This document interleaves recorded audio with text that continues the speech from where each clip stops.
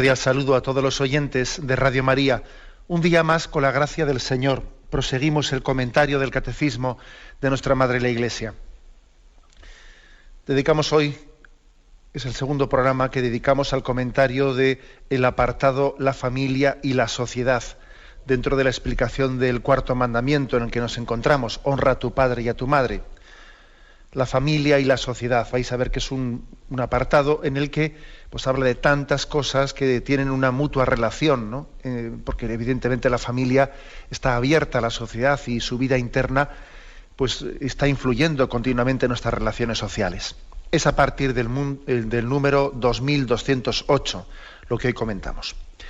Y este punto comienza diciendo: la familia debe vivir de manera que sus miembros aprendan el cuidado y la responsabilidad respecto de los pequeños y mayores, de los enfermos o disminuidos y de los pobres. Continúa, luego haremos el resto de la lectura, pero me quedo en esta primera reflexión. La familia debe de vivir de manera que, es decir, se trata de suscitar un estilo de vida en la que aprendamos el cuidado y la responsabilidad, dice, de pequeños y de mayores, de enfermos y de disminuidos, de pobres, ¿no? Yo entiendo que aquí el catecismo se refiere en primer lugar pues a los propios pequeños y mayores y enfermos y disminuidos de la propia familia, ¿no? Y luego también, por supuesto, los de otras familias, ¿no? Qué importante es que se priorice el que en la familia el cuidado, ¿no?, la atención principal esté reservada a esto, ¿no?, al cuidado, a la responsabilidad de los demás. Es decir, en la familia se educa enseñándonos a no ser nosotros el centro del universo. En el fondo es, la familia presta una ayuda que yo creo que es impagable para que el hombre no caiga en la tentación de ser el ombligo del mundo. Que esa es una tendencia muy grande que tenemos todos, fruto de nuestro pecado original y fruto de nuestros pecados personales, ¿no? Ser yo el centro del mundo y que todo el mundo esté en torno a mí, que todo el mundo me haga caso, que todo el mundo hable bien de mí, que yo sea el guapo, que yo sea el centro de atención. Ese es nuestro mayor peligro, ¿no? Eso es así. Desde el primer momento ya queremos llamar la atención, ya desde pequeñitos, ¿no? Si no nos cogen naupas ya estamos llorando, y siempre yo y yo. O sea, es que esa es una tendencia que tenemos nosotros. La familia, yo creo que tiene la virtud de hacer esta delicada operación, que es el que nosotros nos sentamos queridos. O sea, por una parte es atender ese deseo afectivo que tenemos, ¿no? Mendigamos afectividad, todos mendigamos afectividad. Y la familia tiene que cubrir esa necesidad que tenemos todos de ser queridos, pero al mismo tiempo con mucho cuidado de no hacer de nosotros el centro del universo. Y entonces dice uno, ¿cómo se hace eso, no? ¿Cómo se llega a ese delicado equilibrio en el que la necesidad que tenemos de amor y de afectividad quede cubierta, ¿no?, sin caer en el riesgo y en el peligro de ser yo aquí? Claro, ¿no? Pues porque no debo de serlo, no debo de sentirme satisfecho en mi afectividad a costa pagando una factura, ¿no?, indebida, que es a costa de sentirme yo el centro del mundo y que todo el mundo está a mi servicio y todo el mundo está a mi capricho. Eso es un horror, claro, es un horror. Por eso, a los pocos números de haber afirmado el catecismo, como en la familia hay un amor incondicional y en la familia somos queridos por lo que somos y no por el bien que podemos y no por lo que de nosotros pueden sacar los demás, en la familia es el único lugar donde hay un amor incondicional. Después de haber afirmado eso, ahora dice, vamos a ver, y en la familia se debe de vivir de tal manera que tengamos como prioridad el cuidado y la responsabilidad de los demás. Especialmente de pequeños, de los mayores, de los enfermos, de los disminuidos. A veces hemos hecho un flaco favor a la educación de los hijos cuando en vez de darles esta primera perspectiva como la prioritaria, ¿no?, como la prioritaria, pues bueno, lo importante es que tú tengas unos buenos estudios, lo importante es que tú llegues a donde nosotros no hemos llegado, ¿no? A veces parece que a los hijos, muy equivocadamente, les hemos dado la prioridad máxima en la vida de su proyecto personal. Tú, mira, lo importante es, tú eres hijo de esta familia, pero lo importante es que tú llegues más lejos de lo que nosotros hemos llegado. Pues bien, se entiende que detrás de eso también hay un valor moral positivo, pero sin embargo yo creo que hay otro aspecto que fácilmente se olvida, ¿no? O sea, se paga una factura muy grande, y es que el primer objetivo que se tiene que cubrir en una familia es el cuidado de sus propios miembros. Eso que se nos ha transmitido: tú cuida de tus hermanos, y especialmente de los más débiles, cuida de los pequeños, cuida del abuelo, de la abuela. O sea, es decir, que tu primera atención sea esa. No que tú llegues más lejos, no que a ver cómo tú, mira, no importa que tú no atiendas muchos los quehaceres de casa, porque con tal de que eso sí, con tal de que te dediques a estudiar, con tal de que te dediques a... ¿Qué peligro hay detrás de eso? Es decir, la familia es un don de Dios, en el que nosotros nos sintamos queridos y al mismo tiempo seamos educados en el don de nosotros mismos, en no hacer de nosotros una egolatría, un egocentrismo como planteamiento de vida. Por eso en la familia se nos ha transmitido ese: cuida de tus hermanos. Y especialmente si hay uno más débil, pues seguro, ¿no? Los que tenéis en vuestra familia pues algún hermano más débil, o que ha nacido con alguna deficiencia, etcétera, etcétera, pues sabéis que habéis recibido, ¿no?, como un testamento de vuestros padres, de cuidar especialmente de él, de volcarnos en él y en los ancianos y en los débiles de la familia. Ese es el primer quehacer, ¿no? Que claro, muchos igual pueden pensar que eso es una carga, y algún día entenderemos que eso es un don de Dios, es un don de Dios. Fijaros que yo sé que muchos de los que me están oyendo habéis dicho, o hemos dicho en nuestra vida, ¿no? A mí me gustaría no ser una carga para nadie. Yo lo que tengo miedo es pues que cuando en mi ancianidad, etcétera, yo sea una carga para mis hijos, yo sea una carga para mis nietos. No me gustaría no estorbar, incomodar con todas las cosas que tienen que hacer hoy en día, con esta vida tan complicada en la que tienen que trabajar todos y tal, ¿no? No me gustaría ser una carga. A mí me gustaría que el Señor me llevase sin dar qué hacer, sin dar trabajo, etcétera, etcétera, ¿no? ¿A qué hemos dicho muchas veces eso? ¿A qué lo hemos dicho muchas veces? Yo entiendo que detrás de esas palabras pues hay un buen sentimiento, ¿no? Un sentimiento generoso de querer pasar desapercibido, de quien ha sido pronto a servir y quiere más servir que ser servido. Yo entiendo que detrás de esas palabras hay un corazón generoso, ¿no? Que igual no tendría, si fuese joven de nuevo, ¿no?, y si se viese con fuerzas, él no tendría ninguna dificultad en ayudar y servir a los demás, pero que al mismo tiempo no le gustaría el ser carga para los demás. Yo entiendo que hay un buen corazón detrás de esas palabras, ¿no? De no querer dar guerra a los hijos, de no querer ser una carga para ellos, pero sin embargo nos falta confianza.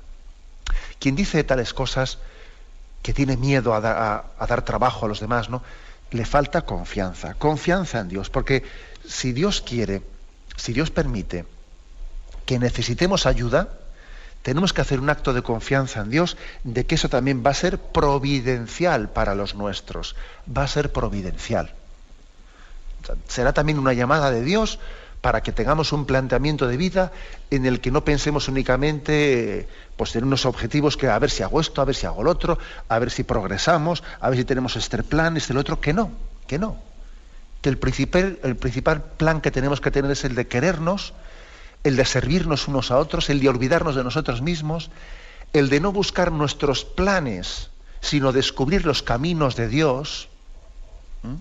Que cuando dice la Sagrada Escritura, mis planes no son vuestros planes, mis caminos no son vuestros caminos, también eso se refiere a eso, a que de repente pues en la familia hay una necesidad, hay un enfermo, y entonces nos priorizamos eso. Teníamos otros planes, pero hemos entendido que no eran los planes de Dios. Ahora descubrimos que este es el plan en el que todos nos tenemos que centrar, ¿no? Luego, confiemos en Dios y no tengamos miedo también a estorbar, a incomodar cuando también, pues bueno, pues la vida misma nos hace dependientes de otros. Y al mismo tiempo, ¿no?, los que tienen que asumir ese cuidado, esa responsabilidad, confiemos en que todo es providencial y que la familia es un don de Dios, para el olvido de nosotros mismos. Algún día cuando estemos en Dios y en Él lo veamos todo claro, en Él todo será claro, ¿no?, como un libro abierto, ¿no? Yo creo que allí nos daremos cuenta, fíjate tú lo que yo sufrí por este asunto y por el otro, fíjate tú lo que yo sufrí porque tenía mis planes y entonces tuvimos que cuidar al abuelo y esto y lo otro, de más allá, y ahora en Dios me doy cuenta que de cuántos peligros me preservó aquello, ¿no?, centrándonos en eso y no en otros planes que teníamos, ¿no?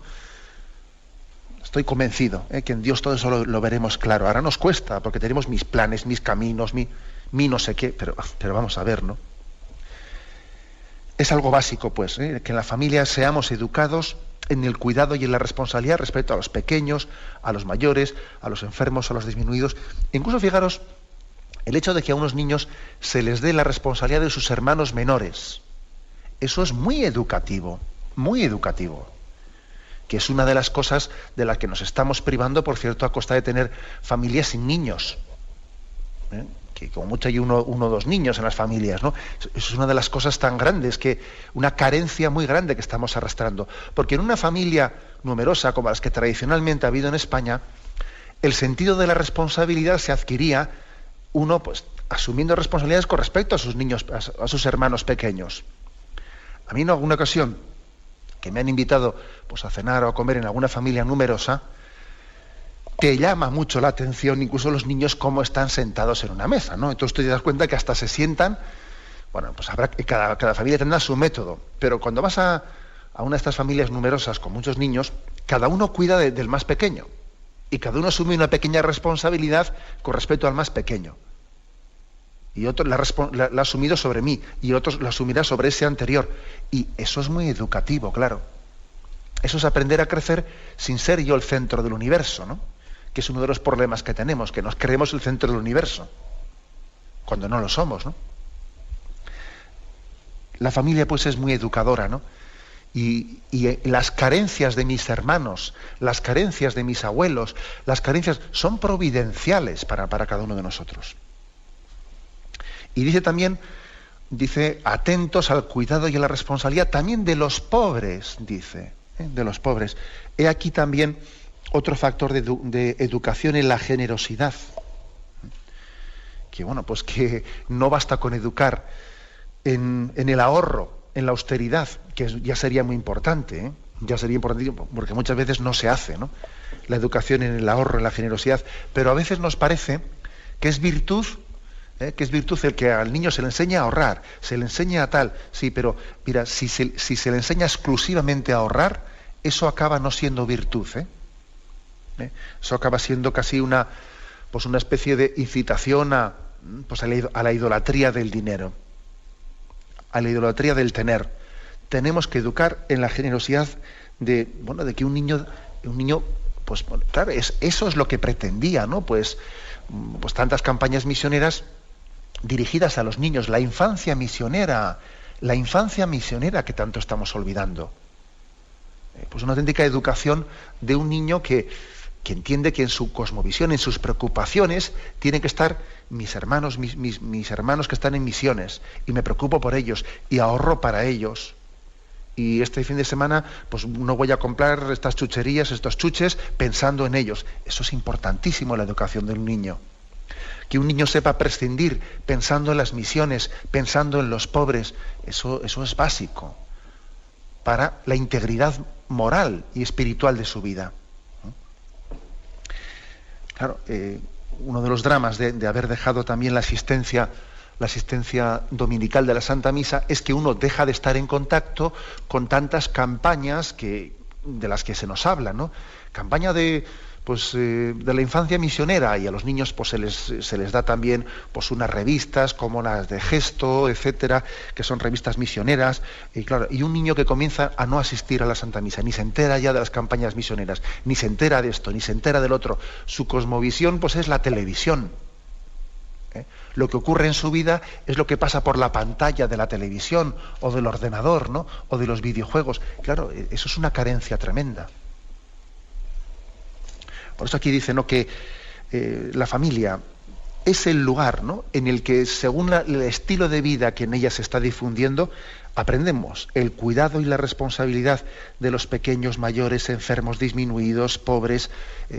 Es, por lo tanto, un momento básico y determinante, ¿no?, en nuestra formación moral. Tenemos un momento de reflexión y continuaremos enseguida. Continuamos con el comentario de este punto 2208. Después de haber dicho cómo en el seno de la familia aprendemos el cuidado y la responsabilidad de los pequeños, mayores, enfermos, disminuidos, continúa diciendo: numerosas son las familias que en ciertos momentos no se hallan en condiciones de prestar esta ayuda. Corresponde entonces a otras personas, a otras familias y subsidiariamente a la sociedad proveer a sus necesidades. La religión pura e intachable ante Dios Padre es esta: visitar a los huérfanos y a las viudas en su tribulación y conservarse incontaminado del mundo. Bueno, es evidente que puede haber situaciones en el seno de una familia que ellos no puedan llevarlas adelante. Y también creo que es un principio de humildad el reconocerlo y el dejarse ayudar, que a veces cuesta. A veces uno con demasiada facilidad, por supuesto, ¿no? Igual pide ayuda cuando en el fondo lo podría hacer él. Eso ya lo sabemos que ocurre, ¿eh? Pero también ocurre lo contrario. También ocurre a veces que por nuestra falta de humildad o por nuestra falta de objetividad no terminamos de reconocer que necesito ayuda desde fuera. O sea, que no puedo sobrellevar yo solo una situación. Si malo es, pues la falta de generosidad para afrontar, ¿no?, pues, las necesidades que tenemos dentro, y también es malo el otro, el que a alguien no le falta la objetividad de decir yo no puedo, necesito ayuda. Lo curioso es que aquí el catecismo dice, bueno, pues estas situaciones de familias que necesitan ser ayudadas, pues nos corresponden no enseguida, como decimos, no al ayuntamiento, el asistente social, porque eso es lo primero que se nos ocurre, ¿no? Lo curioso es que el catecismo, antes de hablar de que también, lógicamente, las instituciones públicas tienen que subsidiariamente, ¿no?, salir en ayuda en estos casos, antes de decir eso, dice que también nos corresponde a los demás, y a otras familias, y a familiares, y a vecinos, a conocidos o desconocidos, ¿no? O sea, que también a veces el Señor nos llama a la generosidad en estas situaciones, sin enseguida pensar que es cosa del Estado, que es cosa de las administraciones públicas. Dice la Sagrada Escritura, ¿no?, los fuertes tenemos que llevar las cargas de los débiles. Entonces no vale decir, esto no me corresponde a mí, ese no es mi problema, ese no es de mi familia. Ese principio no se puede despachar tan ramplonamente con esa consideración. Los fuertes tenemos que llevar las cargas de los débiles, dice San Pablo, ¿no? Entonces, bueno, también puede haber una llamada de Dios concreta a salir en socorro de otra familia, que igual no es la mía, que igual tenemos algún parentesco, igual no, pero que puede haber una llamada de Dios a tal cosa, ¿no? Y la verdad es que una de las cosas que más nos conmueve, pues es cuando vemos familias que han tenido generosidad para asumir, pues también cruces y cargas que no eran internas, sino que, bueno, las han asumido como si fuesen de ellas, ¿no? Recuerdo, lo tengo muy grabado, hace muchos años que celebré un matrimonio, pues de una chica vasca con un chico irlandés. Y bueno, hicimos allí un matrimonio, además así, mitad matrimonio en euskera y mitad matrimonio en inglés. Madre mía, yo hice un poco el ridículo allí con mi mal inglés, ¿no? Y estuve allí ensayando como pude, me acuerdo, con algunos amigos para la boda y tal. Bueno, eso es una anécdota, eso es lo de menos, ¿no? Lo que quería decir es que me llamó tremendamente la atención que aquel chico irlandés, que se casaba con esa chica vasca, eran 5 hermanos, y además de los 5 hermanos, su madre había adoptado 2 niños más, y uno era tetrapléjico y otro era con síndrome de Down. Y dije yo, madre mía, o sea, esta familia irlandesa, una familia numerosa, han adoptado 2 niños y los 2 son deficientes, uno tetrapléjico y otro con síndrome de Down, ¿no? Y vinieron a casarse aquí, al País Vasco, y bueno, yo pude celebrar aquella boda y con admiración conocí a aquella familia, ¿no? Y al conocer a esta familia comprendí muchos detalles que tenía aquel chico que se casaba. Claro, ser hijo de una familia así marca, ¿no? Es su sensibilidad espiritual, etcétera, ¿no? Me llamó la atención este chico con qué unción celebraba la liturgia, de qué manera se arrodillaba, de qué manera asistía. A él le dolía bastante, le dolía ver pues la forma tan ligera con la que asistimos a las bodas, que a veces hacemos, pues, yo que sé, parece que aquello es casi un salón en el que todo el mundo habla con todo el mundo, se atiende poco la liturgia. A él le dolía tremendamente ver, ¿no?, esa disipación de nuestra forma de celebrar las bodas. Y claro, uno cuando veía la familia que tenía detrás, lo comprendía todo, ¿no? Quiero decir que también existen estos casos, ¿no?, de familias generosas que incluso han salido en socorro de otras familias, que no han pensado en sí mismas, que no han hecho cálculos, ¿no? Han dicho, si Dios ha puesto delante mío esta situación, y si Dios a mí me ha dado la capacidad, ¿no?, de poder hacerlo, ¿por qué no voy a entregarme a ello? Y lo han hecho, y lo están haciendo ahora mismo. Y esto ya sé que no suele ser noticia, no salen muchos telediarios ni reportajes de esos de corazones y cosas por el estilo, ¿no? Pero existen, ¿no? Y creo que verdaderamente nos demuestran que es un don para la familia el salir en socorro de otros miembros. Enriquece tremendamente a la familia, ¿no? Es educador sin duda alguna, ¿no? Las adopciones, la llamada a las adopciones, sé también que en muchos lugares, me imagino que también algunos de vosotros estaréis pensando cómo se están haciendo campañas de ofrecimiento para la adopción en lugares en los que se practica indiscriminadamente el aborto. Siguiendo aquella llamada de la Madre Teresa de Calcuta, ¿no? No los matéis, dádmelos a mí. Una frase tremenda, ¿no?, en la que la Madre Teresa de Calcuta, incluso hasta en las puertas de muchas hospitales y clínicas abortistas, ella lanzaba ese mensaje: no los matéis, dádmelos a mí. Sé que también hay campañas, por ejemplo, en este mismo momento en México, en torno a ese intento que existe de la introducción del aborto en Hispanoamérica. Pues hay toda una campaña, ¿no?, una campaña de forzar, ¿no?, a los gobiernos hispanoamericanos a introducir una legislación abortista. Bueno, pues existen también, se están poniendo en marcha, pues campañas que yo creo que son muy beneficiosas de concienciación del don de la vida, y algunas de ellas, como por ejemplo en México, están llevando al ofrecimiento a la adopción por parte de familias, ¿no?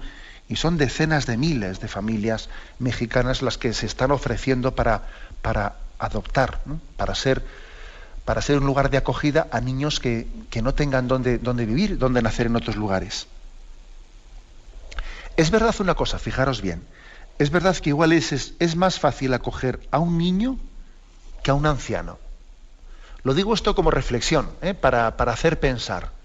O sea, puestos a ser acogedores, seguro que la mayoría, ¿no?, o muchos de vosotros habréis igual pensado, cuando yo he comentado esto, pues claro que podríamos igual en casa pues acoger un niño pues que va a ser abortado, etcétera. ¿Cómo no lo vamos a hacer, no? Pues por supuesto que ese deseo generoso pues es un don de Dios, pero tengamos en cuenta que más fácilmente acogemos a los niños que a los ancianos. ¿Por qué? Porque un niño también nos ilusiona, tiene una perspectiva de vida, tiene una vitalidad, una carga positiva, etcétera, que a todos nos estimula, ¿no? Pero a veces los ancianos, como tienen que ser precisamente acompañados en la cuesta abajo y no en la cuesta arriba de los niños, pues igual en un momento determinado no tenemos una especie de atracción natural a la adopción tan grande hacia los ancianos como hacia los niños. Digo esto para hacer pensar. Ojo, los ancianos tienen que ser nuestros favoritos de Dios, precisamente porque, dice el Evangelio, ¿no? Si tú das a los que después puedan devolverte a cambio, tienes menos mérito que si das a aquellos que no pueden devolverte a cambio. El Evangelio es muy claro explicándose, ¿no? Si tú das esperando que después te devuelvan, ¿qué mérito tienes? Pero si tú das a aquel que sabes que no puede devolverte, esa es la auténtica caridad cristiana. Digo esto, pues lógicamente, ni se me ocurre remotamente denostar de las adopciones de los niños, todo lo contrario, ¿no? Tenemos todavía que ofrecernos mucho más en bloque a la adopción de esos niños que son abandonados y que son abortados, ¿no? Ofrecernos en bloque, ¿no? Para poder adoptarles. Pero digo esto para hacernos pensar, porque es cierto que hay una cierta contradicción, ¿no? La contradicción de que nos es más simpático, nos es más fácil adoptar a los niños que a los ancianos. Y sin embargo, son un don de Dios para nosotros igualmente. Bien, tenemos un momento de reflexión y continuamos enseguida. 109. Estamos dentro del apartado La familia y la sociedad.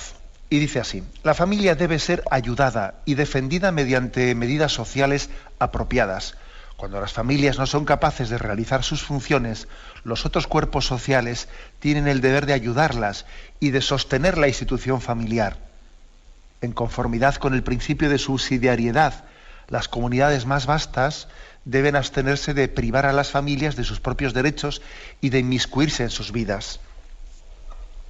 O sea que existe, por lo tanto, yo me he centrado en la intervención anterior, pues en la solidaridad entre las familias, pero evidentemente también tiene que haber una solidaridad, pues no únicamente entre las familias, sino también entre las comunidades más vastas, es decir, pues el ayuntamiento, la comunidad social y política tiene que salir en socorro de la familia, en un estado del bienestar social, ¿no? Eso es evidente, ¿no? Que tiene que ser así. Yo en primer lugar quisiera también, a veces únicamente solemos remarcar lo malo, y digo denunciando pues los aspectos negativos de nuestra sociedad secularizada, pues por ejemplo que si el aborto, que si tal y cual y tantas cosas, ¿no?, de desintegración familiar. Pero también creo que hay que, al mismo tiempo que denunciamos lo negativo, también tenemos que hacer caer en cuenta de las cosas positivas que tenemos, ¿no? Entonces, por ejemplo, dentro de esta especie de solidaridad y de necesidad de socorro, ¿eh?, y de ayuda desde las instituciones a las personas necesitadas, yo creo que tenemos que dar muchas gracias a Dios pues por la seguridad social que tenemos en España. Así de claro, ¿eh? Es una de las cosas a las que quizás nos hemos acostumbrado, y a veces cuando uno sale fuera de España se da cuenta y dice: madre mía, lo que tenemos en España, ¿no? O sea, fuera de España no existe esta seguridad social, no existe una protección de una sanidad gratuita, y bueno, eso es importante y básico. Es decir, dentro de las... Esto no quiere decir que se cubran todas las necesidades, no. La seguridad social no cubre todas las necesidades de pobreza, ni mucho menos, pero sí ayuda en gran parte, ¿eh?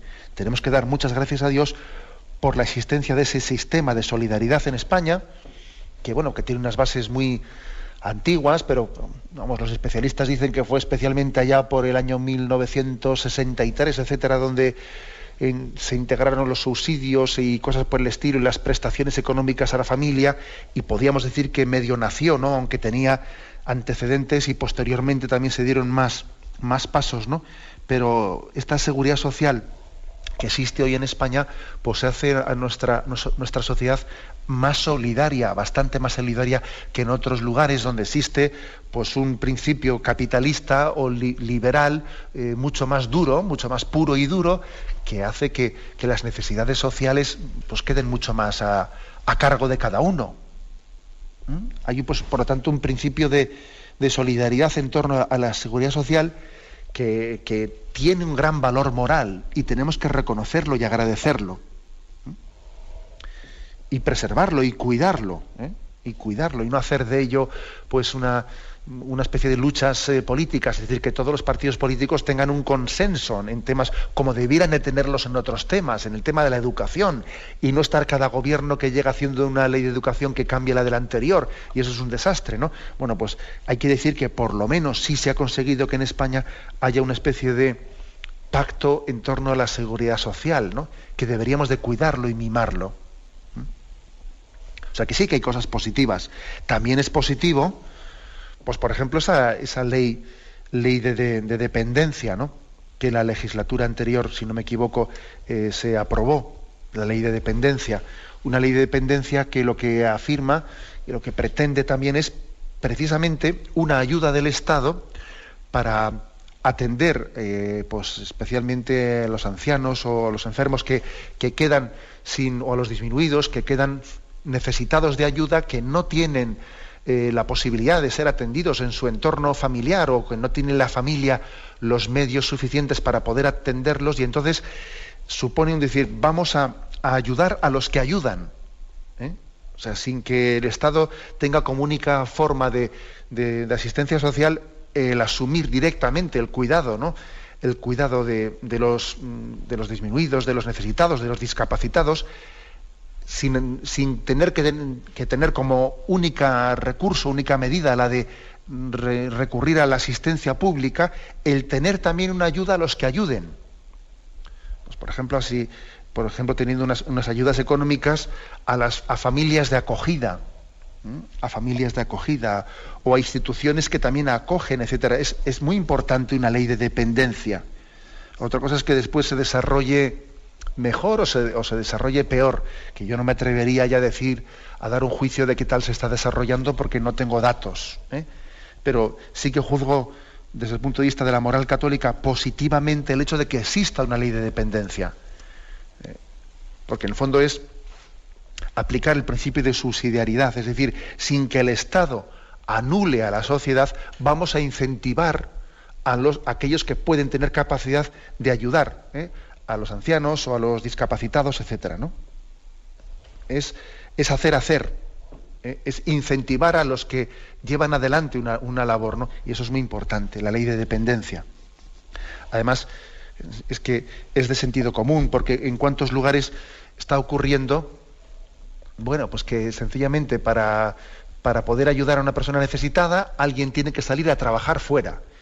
Y entonces le dan un sueldo que no es que sea ninguna maravilla. Y luego él tiene que contratar a una persona para que cuide de esa persona que ha dejado en casa. Luego a mí me dan un sueldo y luego yo de ese sueldo tengo que dar, pues si no todo, una parte al que he contratado para que cuide a esa persona necesitada que tengo en casa. Y no sería más normal que existiese también la posibilidad de que uno se ocupe con una ayuda de los suyos, sin estar haciendo esa especie de... Bueno, pues ese es el concepto de la ley de dependencia, y que, como digo, otra cosa es que se desarrolle bien, pero es muy importante que exista ese concepto. Al mismo tiempo, este punto, el 2209, al mismo tiempo que dice que el Estado tiene que tener, ¿no? Pues bueno, el Estado, las instituciones sociales, ¿no? Tienen que salir en socorro, en ayuda de las familias según el principio de subsidiariedad, tienen que hacerlo sin anular a las familias, sin anularlas. Aquí se vuelve a refrescar la memoria de qué es el principio de subsidiariedad, y se nos remite al punto 1883. Dice allí: la socialización presenta también peligros. Una intervención demasiado fuerte del Estado puede amenazar la libertad y la iniciativa personales. La doctrina de la Iglesia ha elaborado el llamado principio de subsidiariedad. Según este, una estructura social de orden superior no debe interferir en la vida interna de un grupo social de orden inferior, privándole de sus competencias, sino que más bien debe sostenerle en caso de necesidad y ayudarle a coordinar su acción con la de los demás componentes sociales, con miras al bien común. O sea, que es decir, que el principio de subsidiariedad nos tiene que ayudar a entender que nosotros no recurrimos a papá Estado o mamá Estado. No, el Estado no es nuestro padre y nuestra madre que tiene que sacarnos las castañas del fuego en todas las necesidades que tengamos. No. Ese a veces también esa es una tentación. Pensar siempre en las instituciones públicas como si fuesen ellas las que tienen que hacer las cosas en vez nuestro. Papá Estado, mamá Estado, y si cualquier cosa va mal, le echamos la culpa a alguna institución pública que es la que tenía que haberlo hecho en vez nuestro. Ojo con eso, que eso también, a veces es muy cómodo que lo hagan todo por ti. Es muy cómodo. El que alguien dimita de sus responsabilidades y lo ponga todo en manos de... Es muy cómodo, ¿no? No, nosotros creemos que tenemos que, sí, solicitar ayuda de una manera subsidiaria cuando nosotros pues nos vemos incapacitados de ello y pidiendo no dimitir de nuestros deberes, no dimitir de ellos, sino tener una ayuda que al mismo tiempo nos permita a nosotros seguir haciendo lo que podamos, no dimitir de nuestros quehaceres. Ayudar sin anular. Esto también es otro arte, ¿no? De cómo se coge el punto medio en esto.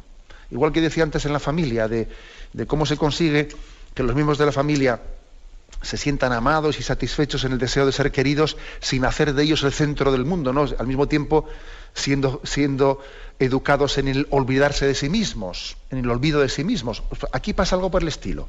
Hay que educar en el ayudar sin anular a la persona, o pedir ayuda sin dimitir de mis responsabilidades. Es un punto intermedio que no es fácil, no es fácil, ese que me lo den todo hecho. Y ahí tenemos que pedir también el don de la responsabilidad, ¿no? Veis que el catecismo, de una y otra forma, con frecuencia utiliza esta palabra, que no está muy introducida en nuestro lenguaje común, pero yo creo que tenemos que familiarizarnos con ella porque es una palabra muy católica, que ha nacido en el contexto del pensamiento moral católico. La palabra de subsidiariedad. Subsidiariedad, ¿no? Que quiere decir que nosotros tenemos que ser, tiene que haber un principio de solidaridad en la sociedad, de manera que el estamento superior sale en tu ayuda sin anularte. Habrá que anular a una persona pues cuando existe un grave desorden y por ejemplo hay que quitarle a unos padres que son unos irresponsables, hay que quitarles la potestad que tienen sobre sus hijos porque resulta que tienen un desorden impresionante y entonces el Estado tiene que intervenir quitando a esos padres la potestad de los hijos. Bien, pero es algo excepcional, ¿no? Eso es algo, que tiene que reservarse para ese caso de un desorden que existe en casos. Pero de lo contrario, el principio de subsidiariedad se tiene que aplicar siempre ayudando en la medida en que eso nos incentiva a nosotros a hacer mejor las cosas. ¿No? En la medida en que nosotros no somos capaces de atender las necesidades, somos ayudados y nos ponemos en coordinación también entre nosotros. Nos ponemos en coordinación. Es lo de la caña, eso de que es mejor dar una caña para que uno pesque que no darle el pescado directamente. Es mucho más educador. Y también el Estado debe de actuar de esta manera, ¿no? No dando peces, ¿no? Sino dando una caña para pescar. Qué fácilmente a veces los estados, los gobiernos caen en esas tentaciones, ¿no? De promesas electorales, venga, te voy a dar a ti 400 euros. Pero hombre, si es que eso es un poco engañarnos y lo que hace falta es precisamente tener un tipo de asistencia social que no es toma este dinero, sino vamos a incentivarnos a hacer. No fácilmente recurrir a un subsidio que además es indiscriminado y posiblemente pues no tenga un reparto justo hecho de esa manera. Ese es el principio de subsidiariedad. El de ayudar sin anular, el de ayudar incentivando. Bien, lo dejamos aquí. Hemos concluido explicando este punto 2208 y 2209. Damos paso a la intervención de los oyentes. Podéis llamar para formular vuestras preguntas al teléfono 917-107-700. 917-107-700.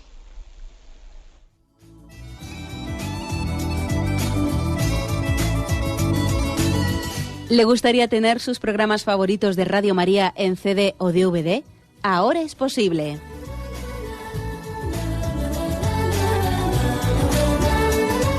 Le sugerimos que primero se informe en qué formato de audio lo puede escuchar en su equipo, DVD o CD, teniendo en cuenta que no todos los lectores de CD pueden reproducir el formato digital MP3 en el que enviamos nuestros programas. Y luego, si quiere en su casa esos programas que tanto le gustan, solo tiene que escribir una carta a Radio María, Paseo Lanceros 2, primera planta, 28024, Madrid, indicando si lo quiere en CD o DVD y cuántos programas. También le rogamos que escriba su nombre, dirección y no se olvide de facilitarnos un teléfono de contacto para cualquier duda que nos surja.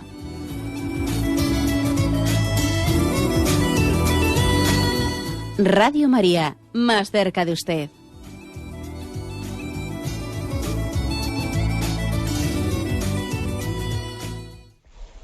Sí, buenos días. ¿Con quién hablamos? Señor obispo, muy buenos días. Soy Armando Zapata. Adelante, Armando. Señor obispo, muchas gracias por atenderme. Y que es que tengo un problema. Yo soy cursillista y estoy en un cursillo de cristiandad y vivo muy agradecido con Dios. Y tengo 2 hijos. Y uno mayorcito de 22 años y otro de 18. Y el mayor sí me acompaña mucho a la iglesia y me acompaña a veces en la ultrella. Y el pequeño es muy dado a que, papi, yo no voy a misa, pues si tengo que ir a misa por tenerlo contento a usted, entonces no estoy actuando bien. Y lo mismo le dice a la madre. Y entonces yo no quiero entrar en el problema de que no lo voy a acosar, porque él quiere hacer las cosas por darme gusto a mí, señor obispo. Entonces quisiera que usted me orientara a ver si estoy actuando bien o mal. Y muchas gracias y tiene un programa muy muy bonito. Muchas gracias por todo. Muchas gracias a usted y también por ese empeño que tiene usted también en educar a sus hijos, ¿no? Y luchar por ellos y también compartir con todos nosotros pues ese deseo de caminar por el camino del Señor, siendo familia, porque aquí todos somos familia y usted comparte con nosotros el problema de sus hijos y seguro que muchos oyentes cuando le han oído le han dicho, bueno, pues ese es mi problema, pues en eso estamos y estamos sufriendo, ¿no? La verdad es que yo no tengo una receta mágica para darle, no tengo una receta mágica, creo que tiene que haber un justo equilibrio entre el que a un hijo se le pida la práctica cristiana pues por una coacción, que sea coaccionado a ello, que evidentemente ese no es el ideal, no queremos que un hijo vaya a misa con la pistola detrás del cuello, al extremo contrario, que es que haga lo que quiera, que también es hoy en día lo que muchas veces se dice, ¿no? Que haga lo que quiera. Pues me han dicho que yo veré a ver, que tú verás a ver. Bueno, tiene que haber un punto intermedio, ¿no? Y el punto intermedio es el de la motivación, el de hablar profundamente con ese hijo, el de también dependiendo de cómo sea el chico. Claro, es que también aquí creo que en este punto intermedio depende mucho de cuál es el carácter del chico, de qué tipología tiene, si es una persona que es muy, muy susceptible de no ser de alguna manera dirigido, o sea, que es muy susceptible de su independencia. Hay otros jóvenes que son, vamos, mucho más dóciles para poder ser empujados sin que eso les violente. O sea, también hay que hacer ahí un pequeño juicio de prudencia dependiendo del carácter de un chico, ¿no?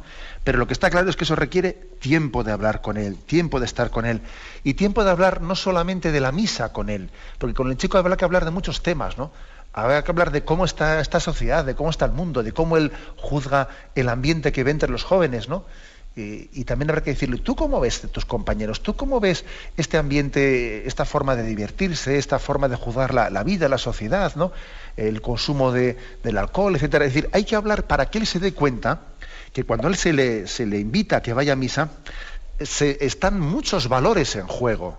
No únicamente el ir o no ir a misa, sino que detrás de ello, en el rechazo o no rechazo a ir a la Santa Misa, está en juego también una capacidad de haberse sentido contaminado por tantas cosas que están en nuestro ambiente. Es imposible que un joven rechace el ir a misa sin que antes que eso se haya contaminado de muchos aspectos de secularización en nuestro ambiente. El problema está que esa dificultad de ir a misa supone ya un haber sido tocado interiormente, ¿no? Entonces hay que hablarle al joven para que él perciba de que yo sin darme cuenta he ido contaminándome.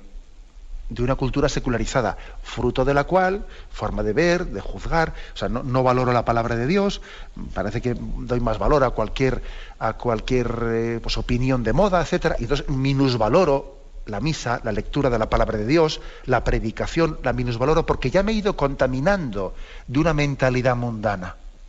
Eso es lo que quizás con paciencia, ¿no? Pues hay que ir hablando con ese joven. Bueno, damos paso a una siguiente llamada. Bueno, buenos días, ¿con quién hablamos? Hola, buenos días, padre. Soy Mari Carmen de Valladolid. Adelante, Mari Carmen, le escuchamos. Mire, es rápido. Es respecto a la charla de ayer que decía que tenía que haber la Estatua de la Libertad y la otra estatua, es que no me acuerdo si era estabilidad o responsabilidad. Sí, responsabilidad. Responsabilidad. Sí. Bueno, vale, pues era eso, padre. Bien, muchísimas gracias. Sí, bueno, era un ejemplo que puse que no es mío, sino que es de Viktor Frankl. Viktor Frankl, pues es un gran psicólogo. Él fue el que fundó la escuela de la logoterapia, la escuela de Viena, y bueno, pues tiene algunos libros magníficos, ¿no? Y que al que le interesen estos temas de psicología, pues se los recomiendo, ¿no? Él fue el que utilizó esa imagen, ¿no? Que la Estatua de la Libertad en la costa este de Estados Unidos debería de estar compensada por la Estatua de la Responsabilidad, ¿no? En la costa oeste. Damos paso a un siguiente oyente. Buenos días. Sí, buenos días. Buenos días, me llamo Joaquín. Adelante, Joaquín. Mire, que quería decirles en la provincia de Ciudad Real que hay una organización que se llama O Belén, que es Centro de Apoyo al Menor, que está en la calle Zarza número 4, y cuyo teléfono es el 926-222109 en Ciudad Real, y en Toledo está la central, que es el 925-25-30-28, donde cualquier familia que tenga vocación de acoger a niños que procedan o vayan a ir a parar a un hospicio, hablando como se hablaba antiguamente, pueden tener la ocasión de vivir en familia, de una forma no de adopción, sino de acogimiento. Entonces es una labor muy buena, y las familias que quieren hacer esto, si no pueden económicamente, la organización les ayuda a través de las juntas, de la Junta de Comunidades de Castilla-La Mancha, por supuesto, el Estado.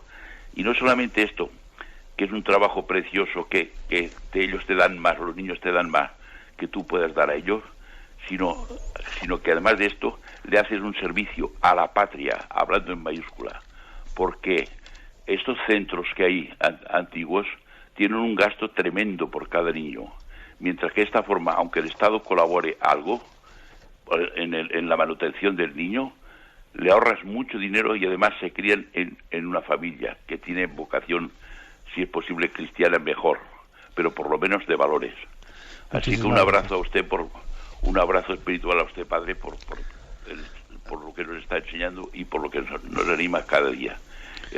Gracias, muchísimas gracias. Bien, pues es cierto que yo creo que es muy inteligente por parte de las autoridades el hecho, pues como decía, que según el principio de subsidiariedad ayuden a quien ayuda. O sea, es decir, que no estén ellos supliendo o sustituyendo, sí, supliendo estaría bien, o sea, que no pretendan sustituir las iniciativas sociales, ¿no? Sino que ayuden a quien ayuda. Eso es hacer, ¿eh? Y eso es inteligente, aparte de que eso ahorra muchísimos dinero y recursos económicos, pero además es que se hacen mejor así las cosas, porque esos grupos sociales son mucho más vocacionados que unos meros funcionarios, con perdón de la palabra, que luego los funcionarios me suelen reñir por utilizar la palabra funcionario así en un tono despectivo, ¿no? Pero evidentemente es que el hacer a través de asociaciones voluntarias es mucho más fructífero, ¿eh? Bueno, y con respecto igual a asociaciones concretas, bueno, pues yo creo que los oyentes pueden buscarlas. Igual no es prudente el que a través de Radio María pues demos números de teléfono, etcétera, que eso igual está un poquito, puede generar entre nosotros un cierto lío. Y creo que igual es más prudente que hablemos de ciertos conceptos y luego cada uno sea él el que busque pues el camino para contactar. Adelante, damos paso a un siguiente oyente. Buenos días.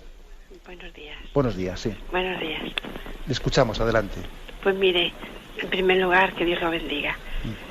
¿Estoy hablando bien o no? Sí, adelante. Es que mire, tengo un problema, que tengo una hija de 40 años, que es minusválida. ¿Me oye? Sí, perfectamente. Y entonces, pues, a veces yo quisiera que usted, hoy ha sido un día para mí estupendo, que me aclarara que yo, pues, tengo necesidad de contarle, por ejemplo, lo que tengo con mi hija a otras personas. Y digo, a veces seré pesada, estaré molestando y sufro por eso también, ¿eh? Y yo siento la necesidad de apoyarme en alguien.